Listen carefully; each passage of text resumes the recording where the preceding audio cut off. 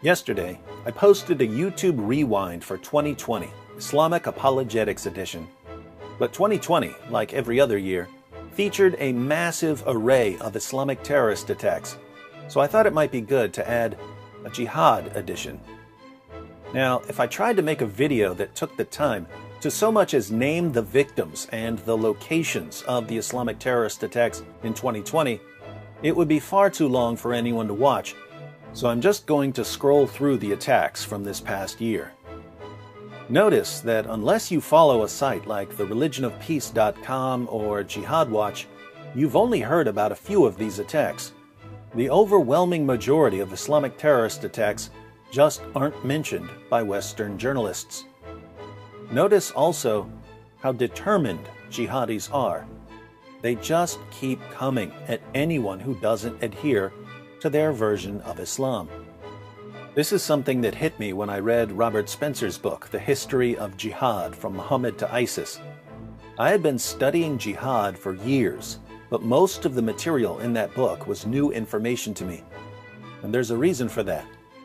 When I studied jihad, I studied the life of Muhammad and the campaigns of his companions, and I followed news about terrorist attacks in our lifetimes.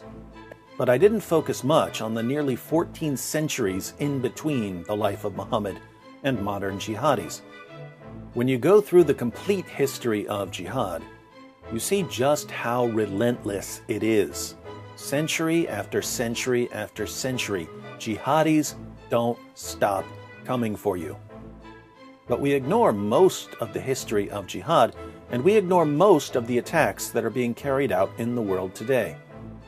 We have to, because if we paid close attention to the history of jihad, and if we paid close attention to the attacks that are being carried out in the world today, there's no way that politicians and journalists and educators and entertainers would be able to defend and promote the ideology that's given rise to this endless assault on the entire world. So we have no choice. Our culture has to marginalize people who draw attention to the relentless nature of jihad.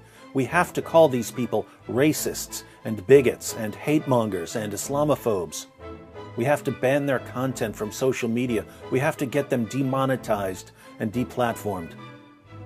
Meanwhile, the jihad marches on, beheading after beheading, shooting after shooting, bombing after bombing, kidnapping after kidnapping, forced conversion after forced conversion.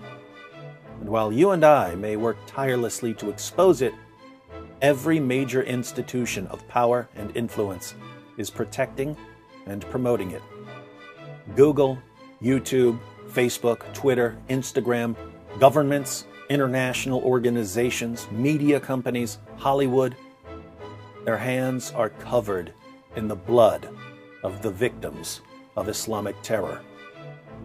And that blood doesn't come off easily.